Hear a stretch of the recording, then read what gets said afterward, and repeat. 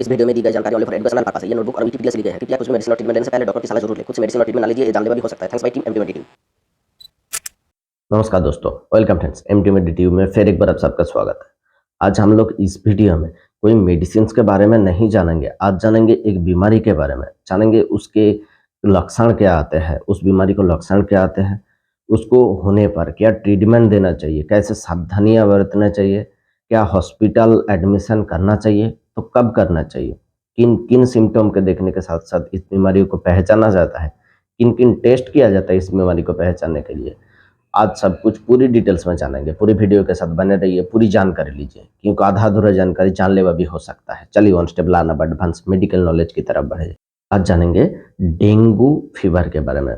Dengue fever के सभी लक्षण क्या आते हैं, किस प्रकार से ये बीमारी फैलता है और इस बीमारी होने पर क्या क्या ट्रीटमेंट दिया जाता है, आज सब कुछ जानेंगे। डेंगू एक इन्फेक्टिव फीवर है जो मच्छर काटने की वजह से होता है, जिसको वायरल फीवर के श्रेणी में आते हैं। डेंगू फीवर के लिए जो जिम्मेदार मच्छर है वो काटने के 3 से लेकर 5 दिन के अंदर इस बीमारी का यानी इस फीवर का सिम्टम दिखाई देता है, और जो सिम्टम आने पर 3 से लेकर 5 दिन के अंदर वो बहुत ही ज़्यादा खतरनाक हो जाता है, बहुत ही ज़्यादा सीवियर प्रॉब्लम में चला जाता है किसी किसी में।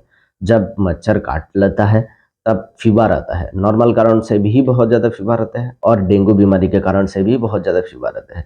लेकिन डेंगू फीवर में कुछ अंतर है नॉर्मल फीवर से, जैसे कि बहुत ज़्यादा तेज बुखार आएगा, सर में बहुत ज़्यादा दर्द होगा और जॉइंट्स में पेन हो सकता है, और बुखार कम होने का नाम ही नहीं ले रहा है। जब मेडिसिन देने से कम हो रहा है उसके तुरंत बाद ही बहुत ज़्यादा हाई हो जा रहा है, और स्किन रैशेस हो रहा है, वीकनेस हो रहा है, आपका थका थकापन महसूस हो रहा है, आंखों में से बार बार पानी आ रहा है, मुखों में टेस्ट चेंज हो जा रहा है और धुंधला धुंधलापन दिखाई दे रहा है। स्किन में रेडनेस हो जा रहा है, बहुत ज़्यादा खुजलियाँ हो रहा है और गोल गोल चकत्ते उठ रहे हैं कभी कभी, और मासूड़ों से खून निकाला रहा है। कहीं पर भी काट जाने से खून की जो धाराएं है वो कम नहीं हो रहा है। इन सभी लक्षण दिखने पर पहचाना जाता है कि उसको डेंगू फीवर है। उसके दौरान डॉक्टर द्वारा कुछ टेस्ट किया जाता है, जैसे कि सीबीसी का यानी कंप्लीट ब्लड काउंट का टेस्ट किया जाता है और डेंगू का टेस्ट किया जाता है।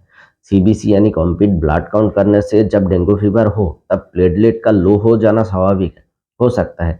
बहुत ज़्यादा पेशेंट्स में देखा गया है प्लेटलेट के बहुत ज़्यादा लो होना, यानी 1.5 लाख से लगाकर 4.5 लाख जब ह्यूमन बॉडी के प्लेटलेट्स नॉर्मल रेंज रहता है उससे बहुत ज़्यादा कम हो जाता है।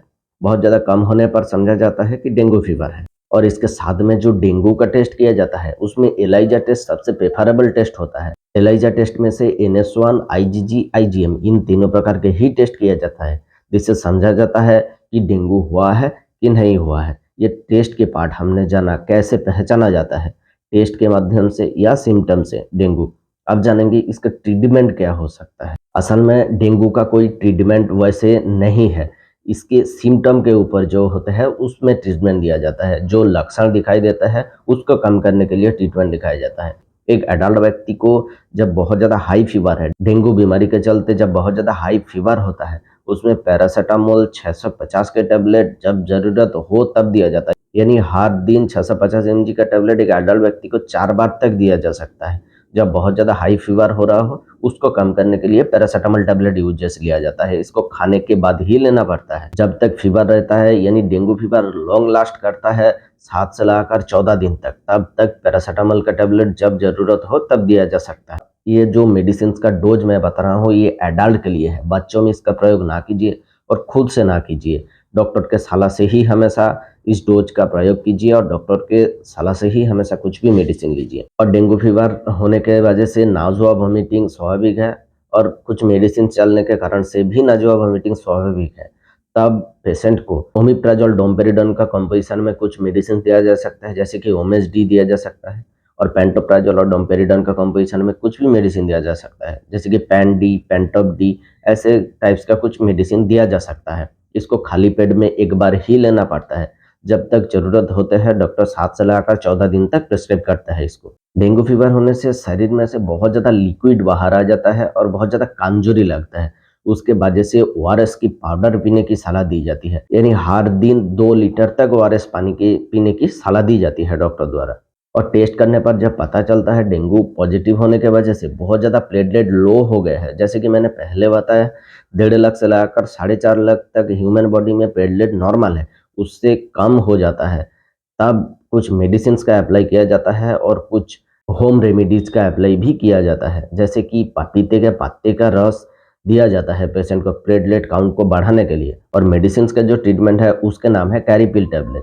पपीते के पत्ते का रस या कैरीपिल टैबलेट, इन दोनों में से कोई भी एक मेडिसिन, यानी एक होम रेमेडीज और एक मेडिसिन, कोई भी एक चलाया जाता है जिससे कि प्लेटलेट काउंट धीरे धीरे बढ़ सके, प्लेटलेट काउंट में इम्प्रूव हो सके। इसीलिए इन दोनों में से कोई भी एक मेडिसिन चलाया जाता है। इस मेडिसिन डॉक्टर सीवियरिटी देख के 7 से लगाकर 14 दिन भी कर सकता है, इसको खुद से ना यूज कीजिए। डेंगू फीवर होने से बहुत ज़्यादा कमजोरी और जो डाइजेस्टिव सिस्टम है उसमें बहुत ज़्यादा गड़बड़ी देखा जा सकता है। जो वीकनेस है उसको मैनेज करने के लिए बेड रेस्ट का बहुत ज़्यादा जरूरी है। डाइजेस्टिव सिस्टम इम्प्रूव हो उसके लिए जूस को लेने की सलाह दी जाती है और इजीली डाइजेस्टिव हो सके उस टाइप का खाना लेने की सलाह दी जाती है। इस प्रकार से इस फीवर को मैनेज किया जा सकता है।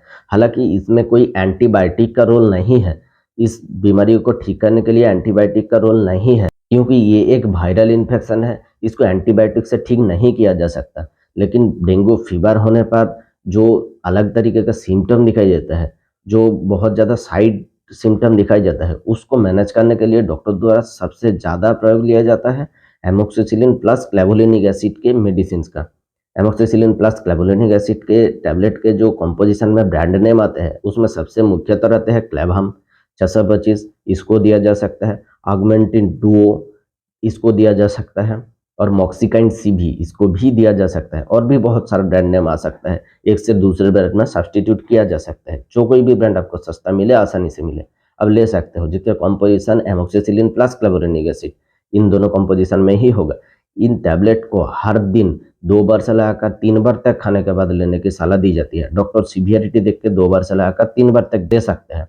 इसको 7 से लगाकर 14 दिन भी डॉक्टर द्वारा दिया जा सकता है। जब ज़्यादा सीवियर प्रॉब्लम हो जाए, जब बात बिगड़ रहा हो, जब देख रहे हो आप बहुत ज़्यादा श्वास लेने के लिए कठिनाई हो रहा है या स्किन में बहुत ज़्यादा रैशेस हो रहा है और प्लेटलेट काउंट बहुत ज़्यादा डाउन हो रहा है, तब पेशेंट को हॉस्पिटलाइज्ड किया जाता है। तब आप घर में नहीं रख सकते, हॉस्पिटल में भेजना चाहिए। और एक बात ध्यान में रखना चाहिए, जब डेंगू पॉजिटिव हो तब इंट्रामास्कुलर इंजेक्शन ना दिया जाए तो ही बेहतर है, क्योंकि प्लेटलेट काउंट कम हो जाता है डेंगू फीवर होने के बाद। जो प्लेटलेट काउंट कम हो जाता है उसमें बहुत ज़्यादा खतरा रहता है कि ब्लीडिंग अंदर से हो, इसीलिए इंट्रामस्कुलर इंजेक्शन अब दे नहीं सकते। डेंगू फीवर चलने के साथ साथ आइबुप्रोफेन का मेडिसिन ना दे तो ही अच्छा है। और डेंगू फीवर चलने के साथ साथ जो एस्पिरिन का दवा है वो ना ले तो ही अच्छा है। डॉक्टर के सलाह से ही हमेशा कुछ भी मेडिसिन यूज कीजिए, खुद से ना यूज कीजिए। दोस्तों आज के लिए बस इतना ही इन्फॉर्मेशन देना था आप लोगों को डेंगू फीवर तथा उसके ट्रीटमेंट के बारे में। अगर वीडियो अच्छा लगे तो लाइक कीजिएगा और हमारे चैनल को जरूर सब्सक्राइब कीजिएगा ऐसी ही वीडियो पाने के लिए। मिलेंगे अगले वीडियो पर, तब तक के लिए सुरक्षित रहिए, अच्छे रहिए, धन्यवाद।